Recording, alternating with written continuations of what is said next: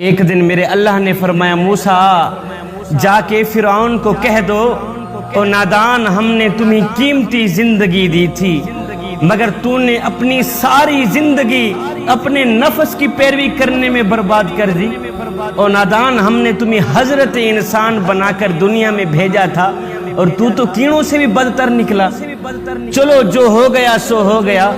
اب تم اگر 1 سال بھی ہماری مرضی پہ چلو تو ہم تمہیں معاف کر دیں گے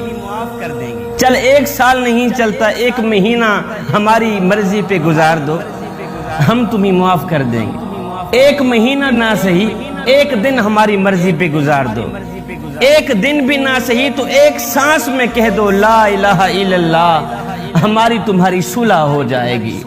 موسیٰ علیہ السلام کی یہ بات سن کر فرعون کہنے لگا موسیٰ یہ تم کیا کہہ رہے ہو ہمارے سوا دوسرا رب ہے ہی کون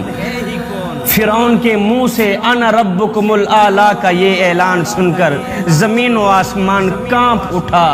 دھرتی کانپ اٹھی میرے اللہ نے فرمایا موسیٰ بس کر اس ذلیل کی منتیں اور نہ کر یہ ذلیل تو کتے کی مانند ہے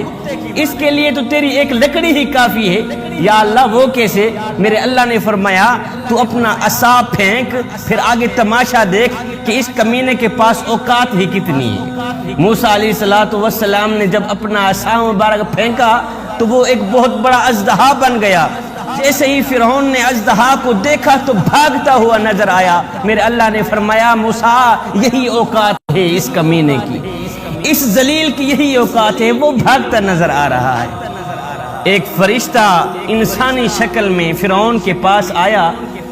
آ کر کہنے لگا فرعون ایک بات تو بتا جو بندہ اپنے رب کی نافرمانی کرے اس کی سزا کیا ہے